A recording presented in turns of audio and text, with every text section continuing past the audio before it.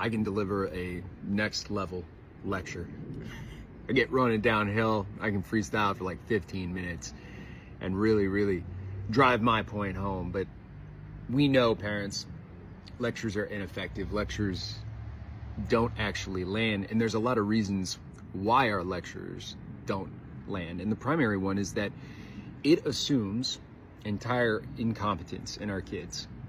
It assumes it is delivered from a place of, I know more than you, you know less than I do. Here, let me tell you everything.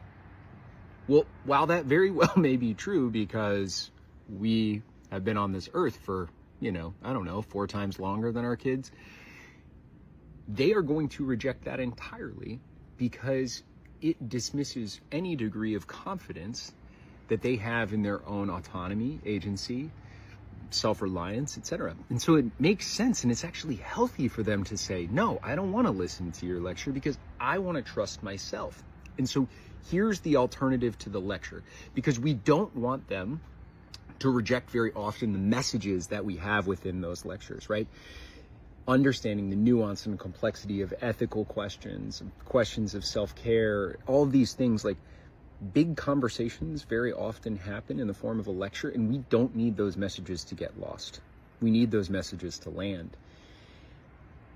And so the alternative is to allow them to start the conversation, allow them to lecture, allow them to try and assemble their own beliefs and thoughts and pull on those strings of conversation. Keep the faucet open.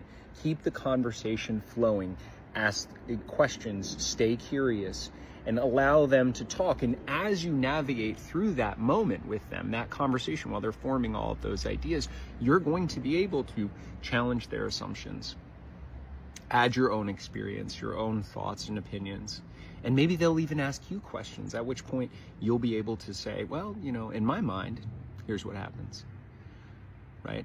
So avoid the lecture and allow the conversation.